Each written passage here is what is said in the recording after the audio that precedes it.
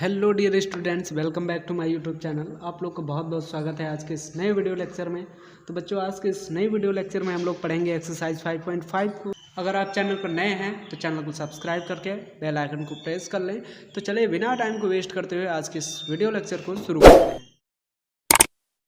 लिखा है which of the following are models for perpendicular line. Perpendicular line वो होती है, जैसे मैं बता दूं आपको, कोई भी एक ऐसी लाइन है जिसपे एक लाइन ऐसे खड़ी टाइप की होती है, तो ये परपेंडिकुलर लाइन हो जाएगी इसके लिए। ठीक है, ये वाली जो लाइन है इसके लिए ये परपेंडिकुलर लाइन हो जाएगी। परपेंडिकुलर लाइन जैसे ये है तो इसकी परपेंडिकुलर लाइन ये हो जाएगी। ठीक है, तो परपेंडिकुलर यही लाइन होती है। ठीक है, इसमें कह रहे हैं कि परपेंडिकुलर लाइंस के कौन कौन से मॉडल हैं, कौन कौन से परपेंडिकुलर के लिए मॉडल्स हैं। तो एडजेसेंट एज ऑफ, तो अगर कोई मैं टेबल का टॉप बनाता हूँ ऊपरी हिस्सा, ठीक है, टेबल का कोई टॉप बना लेता हूँ मैं, तो इसका जो ऊपरी हिस्सा है तो एडजेसेंट एज, मैं इस पर एक एज ऐसे डालता हूँ जो एडजेसेंट हो जाए, यानी कि दो कोण बना दे, इधर भी एक कोण बना दिया, इधर भी एक कोण बना दिया, तो ठीक है, हाँ ये परपेंडिकुलर है। तो पहला वाला जो यहाँ पे लिखा है the adjacent edge of a table top, तो ये क्या है, ये एक मॉडल है फॉर परपेंडिकुलर लाइन। हाँ ये परपेंडिकुलर है, सो इसमें हम लिख देंगे परपेंडिकुलर। ठीक, इसका सिंपल सा हो जाएगा, ए नंबर जो है ए, ये परपेंडिकुलर है तो लिख देंगे परपेंडिकुलर। बी नंबर लिखा है the lines of a railway track, एक रेलवे ट्रैक की लाइन। तो एक रेलवे ट्रैक की लाइन कभी भी परपेंडिकुलर नहीं हो सकती है। रेलवे ट्रैक अगर एक इधर है तो दूसरा इधर होगा, तो ये कहाँ परपेंडिकुलर हुए, अगर एक रेलवे ट्रैक इधर और दूसरा वाला ट्रैक इधर को होता तो हाँ हो जाता। ठीक, तो रेलवे ट्रैक जैसे होता है तो वो परपेंडिकुलर नहीं होता है, तो इसमें बी वाले में लिख देंगे नॉट परपेंडिकुलर। सी वाले में क्या है, सी वाला लिखा है the line segments forming the letter L, अगर लेटर एल को फॉर्म कर रहे हैं, बना रहे हैं, तो लाइन सेगमेंट्स जो हैं वो मॉडल्स होंगी कि नहीं होंगी परपेंडिकुलर लाइन के लिए। तो मैं अगर एल को बनाता हूँ ना, एल को, तो इस ये ऐसे एल इस तरीके का होता है, तो इस लाइन के लिए ये परपेंडिकुलर हो जाएगी। तो एल को फॉर्म करने में मुझे एक परपेंडिकुलर मिल जा रही है। ठीक, तो इसमें लिख देंगे परपेंडिकुलर। और बात कर लें डी की, तो डी है द लेटर वी, वी को अगर फॉर्म करेंगे तो परपेंडिकुलर नहीं मिलेगा। वी को इस तरीके से लिखते हैं तो परपेंडिकुलर नहीं हुआ। अगर यहाँ पे ऐसे करके इधर को गया होता तब तो ठीक है, बन जाता, लेकिन वी को बनाने में कोई भी लाइन में परपेंडिकुलर नहीं मिलते हैं, तो इसमें लिखेंगे नॉट परपेंडिकुलर। तो ये हो गया हमारा एक्सरसाइज 5.5 का क्वेश्चन नंबर फर्स्ट कंप्लीट। अब हम चलते हैं क्वेश्चन नंबर सेकेंड पर। तो अभी यहाँ क्वेश्चन नंबर सेकंड पर लिखा है बच्चों, let P Q be the perpendicular to line segment X Y. X Y नाम की एक लाइन सेगमेंट है, तो पहले हम एक्स वाई को बना लेते हैं। स्केल तो यहाँ पे है नहीं, खैर मैं इसी से बना लेता हूँ एक्स वाई नाम करके यहाँ पे। तो यहाँ पे मैंने एक्स वाई नाम से एक रेखाखंड यानी लाइन सेगमेंट बना लिया है, जिस पे क्या हो रहा है, P Q be the perpendicular, P Q एक परपेंडिकुलर लाइन है, और पी क्यू और एक्स वाई ये दोनों कहाँ पे, पी क्यू और एक्स वाई इंटरसेक्ट भी करती हूँ in the point A point पर इंटरसेक्ट भी करती हूँ। तो पी क्यू को हमें परपेंडिकुलर भी बनाना है और इस तरीके से परपेंडिकुलर डालना है कि वो पी क्यू और एक्स वाई वो ए पॉइंट पर इंटरसेक्ट करे। ठीक है, तो मैं यहाँ पे कर देता हूँ इस तरीके से, इस लाइन सेगमेंट को नाम दे देता हूँ पी क्यू, और इस पॉइंट को एक्स वाई और पी क्यू कहाँ इंटरसेक्ट कर रहे हैं, पॉइंट ए पर। तो इस तरीके से हमारा फिगर तो बन गया।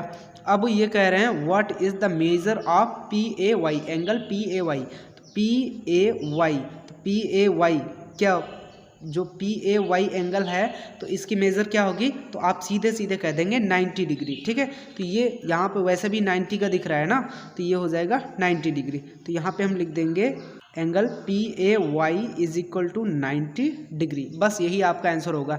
इसने पहले कहा था पी क्यू एक परपेंडिकुलर है to the line X Y, line segment X Y, line segment जो एक्स वाई है इस पर पी क्यू एक परपेंडिकुलर है, सही है, और पी क्यू और एक्स वाई इंटरसेक्ट भी कर रही है पॉइंट ए पर, एक्स वाई और पी क्यू इंटरसेक्ट भी कर रही है ए पर। ठीक है, तो पी ए वाई एंगल की जो है मेजरमेंट बताना था, पी ए वाई हमारा क्या हो जाएगा, ये एक 90 डिग्री का एंगल बन रहा है, ये वाला पी ए वाई ये वाला। ठीक है, तो ये 90 डिग्री का हो गया। तो ये हो गया हमारा क्वेश्चन नंबर सेकेंड। अब चलते हैं क्वेश्चन नंबर थर्ड पर। बच्चों यहाँ क्वेश्चन नंबर 3 में लिखा है ना, there are 2 set squares in your box, what are the measures of the angles what are formed at their corners, do they have any angle measure that is common। तो पहली बात तो मैं आपको बता दूं, आपके जो बॉक्स है ना ज्योमेट्री बॉक्स, तो उसमें 2 सेट स्क्वायर है। 2 सेट स्क्वायर मतलब जैसे आपके ज्योमेट्री बॉक्स में होता है, आपके पास में क्या होता है ना, ऐसे करके होता है, एक ऐसे 3 कोना टाइप का होता है, ठीक। आपको लगता है कि ये कोई काम का ही नहीं है ना, रूलर और प्रोटेक्टर काम में ले लेते हैं, ठीक। और ये दूसरा वाला कुछ इस तरीके का होता है, ठीक, इस तरीके का होता है, ठीक है। तो इसमें अपना मेजर दी गई होती है ऐसे करके कुछ। तो इसने कहा है कि अगर इन दोनों का यूज़ करके अगर देखें ना, तो इनके कॉर्नर पे जो एंगल्स बन रहे हैं उनको नापना। तो यहाँ पे बन जाएगा तुम्हारा 90 डिग्री का एंगल, और यहाँ पे 60 डिग्री का एंगल बनता है उसमें, और यहाँ पे 30 डिग्री का एंगल बनता है। आप बना के देख लीजिएगा, आपके ज्योमेट्री बॉक्स में ये दोनों मिल जाएंगे, ठीक है। तो इसमें इस वाले में क्या होता है, ये 90 का होता है, 90 डिग्री का, और इधर 45 का होता है, और इधर 45 का होता है, ठीक है। तो बताना दोनों में कितने कितने का एंगल बनाया है, यानी कितने कितने डिग्री का कौन कौन सा एंगल बनाया है। तो एक में बन रहा है 60, 30, 90, और दूसरे में बन रहा है 90, 45, 45, ये बन रहे हैं। इन दोनों सेट स्क्वायर में ये एंगल्स बन रहे हैं। तो आप बताइए इसमें कोई कॉमन एंगल है, तो हाँ आप कहेंगे 90 इसमें भी है, 90 इसमें भी है। तो और इसमें पूछ रहा है कि do they have any angle measure that is common, क्या कोई एंगल ऐसा है जिसकी मेजरमेंट जो है कॉमन हो। तो हाँ, यहाँ 90 और 90 वाला कॉमन है। तो सिंपल सा इसका आंसर लिखना कि क्या क्या एंगल बन रहे हैं कितने कितने डिग्री का, और कौन सा कॉमन है। तो इसका आंसर सिंपल सा हो जाएगा ये। तो इसमें लिख देंगे 1 set square has 45 degree angle, 90 degree, 45 degree, ठीक है।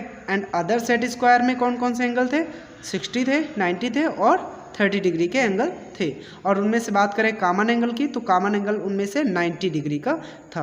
तो यही हो जाएगा सिंपल सा क्वेश्चन नंबर 3 का आंसर। अब आते हैं हम अपने क्वेश्चन नंबर 4 पर। क्वेश्चन नंबर 4 में लिखा है स्टडी द डायग्राम। इस डायग्राम को हमें पहले तो ध्यान से देखना है। द लाइन एल, एक लाइन ऐसे गई है, वो एल नाम की लाइन है, ठीक है। परपेंडिकुलर लाइन एम, ठीक है। ये एल लाइन परपेंडिकुलर है लाइन एम पर, लाइन एम ये वाली एम है, तो मतलब इस वाली पर ये परपेंडिकुलर है, ठीक। तो अब हमें देखना है is C is equal to E G, C E, यहाँ पे ई वाला पॉइंट यहाँ पे है बच्चों, C E is equal to E G.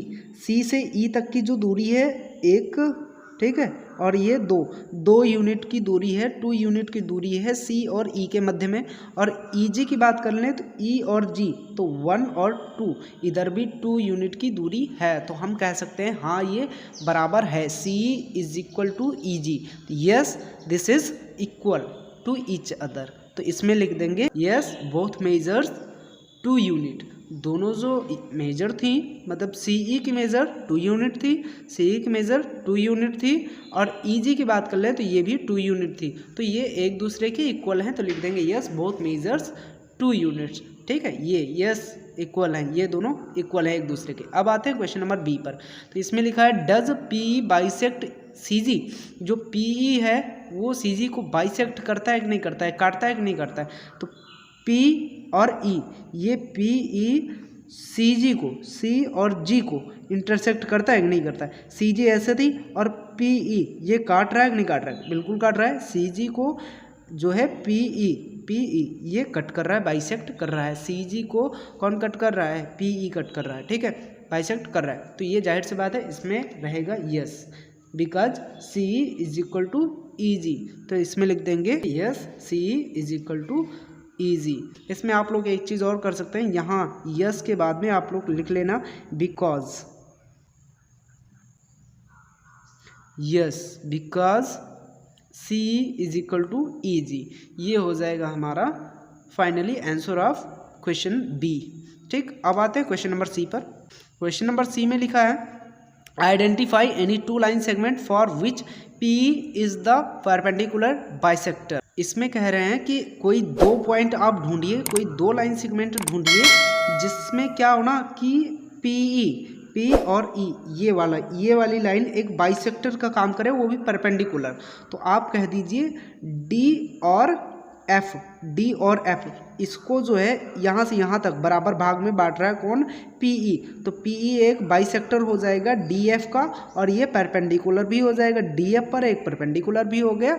तो आप कह देंगे कि DF जो है एक ऐसी लाइन सेगमेंट है जिसका बाइसेक्टर कौन है, DF का बाइसेक्टर कौन है, DF को बराबर में कौन बांट रहा है, PE बांट रहा है। ठीक है, क्योंकि ये PE बांट रहा है और इसने कहा था परपेंडिकुलर तो हो भी, इसने कहा था बाइसेक्टर तो हो भी लेकिन परपेंडिकुलर बाइसेक्टर हो। तो हाँ भाई, DF का एक परपेंडिकुलर DF का परपेंडिकुलर बाइसेक्टर कौन है, PE है। तो DF हो सकता है एक पॉइंट हमारा, और इसमें 2 ढूंढने के लिए कहा था। तो एक C और G हो सकता है, CG को भी तो बराबर भाग में बांट रहा है कौन, PE। ठीक है, और वो भी परपेंडिकुलर बाइसेक्टर बन रहा है PE। ठीक, CG के लिए तो CG भी हो जाएगा। एंड और क्या हो जाएगा, हमें 2 ढूंढने के लिए कहा था, फिर भी हम 3 ढूंढ के दे देते हैं इनको। यहाँ BH को भी बराबर भाग में, BH को भी बराबर भाग में बांट रहा है, परपेंडिकुलर बाइसेक्टर बन रहा है कौन, PE। PE एक परपेंडिकुलर बाइसेक्टर है फॉर लाइन सेगमेंट BH के लिए एक परपेंडिकुलर बाइसेक्टर कौन है, PE। तो हम क्या लिख देंगे, BH, ये हो जाएगा हमारा। ठीक है, अब इसके बाद में अब देखते हैं हम डी नंबर में यहाँ पे लिखा हुआ है, तो डी नंबर में लिखा है आर दिस ट्रू, क्या ये ट्रू है, आप बताइए। तो सबसे पहले AC is greater than FG, AC जो है बड़ा है FG से। तो आते हैं अपने फिगर पर, AC बड़ा है FG से, AC बड़ा है FG से। AC हमारा कितना है, AC हमारा है 2, AC हमारा कितना है 2 यूनिट है। A और C ये 2 यूनिट है। ठीक है, और FG कितना है, तो FG तो एक ही है ना, 1 यूनिट, तो 1 यूनिट तो सही है। इधर को सिंबल लगा है यानी ये ग्रेटर है, सही है भाई, तो ये ट्रू है। तो इसके में हम लिख देंगे इसका आंसर क्या चीज़, ये है हमारा ट्रू। क्या लिख देंगे, ट्रू। ठीक है, और CD बराबर है GH के। तो अभी देखते हैं है कि नहीं है। CD बराबर है जो है, CD बराबर है GH के। तो C यहाँ पे है, D यहाँ पे है, CD एक है, 1 यूनिट, और क्या चीज़ चाहिए था हमें, GH चाहिए था। GH हमारा क्या है, GH भी एक ही है। तो यहाँ पे 1 यूनिट इसकी दूरी थी और 1 यूनिट इसकी दूरी थी, तो 1 तो बराबर है ही, तो इसलिए ये क्या हो जाएगा हमारा, ट्रू हो जाएगा इसका आंसर। पूछा था क्या ये सब सही है, तो हाँ भाई ये ट्रू है और ये भी ट्रू है। ये वाला देखते हैं ट्रू है कि नहीं है। तो BC, थोड़ा सा राइटिंग में गड़बड़ हो गया भैया, तो यहाँ पे BC क्या है, BC is less than EH। देखते हैं BC कितना है, BC हमारा है 1 यूनिट की दूरी, तो BC 1 है, और EH कितना है, तो EH हमारा जो है यहाँ से E से लेकर H तक, तो EH 1 2 3, EH है 3 यूनिट, तो यहाँ पे 3 यूनिट। और कौन सा बड़ा है, इधर को लगना चाहिए, इधर को लगना चाहिए क्योंकि ये लेस है, तो 1 इज लेस देन 3। ठीक, तो यहाँ पे सही तो लगा है भाई, BC छोटा है EH से, BC जो है 1 ही था, EH जो है 3 यूनिट था, तो ये छोटा है, तो ये सही सिंबल लगा है। ये वाला भी ट्रू है, इसको भी लिख देंगे ट्रू। ठीक है, तो ये डी नंबर में ऑल आर ट्रू, सारे के सारे ट्रू हैं। तो आपको इस तरीके से अपने फेयर कॉपी में करना है। तो इसी क्वेश्चन नंबर 4 के साथ में हमारी एक्सरसाइज 5.5 भी कंप्लीट होती है। मिलते हैं नेक्स्ट वीडियो एक्सरसाइज 5.6 में, तब तक के लिए हमारे साथ ऐसे ही जुड़े रहें। और मैंने जो आपको अगर समझाया समझ में आया हो तो हमारे चैनल को सब्सक्राइब करें, ताकि हम जो भी वीडियो अपलोड करें आप तक बहुत जल्दी पहुँच जाए। ठीक है, और मिलते हैं नेक्स्ट वीडियो में, तब तक के लिए बाय बाय।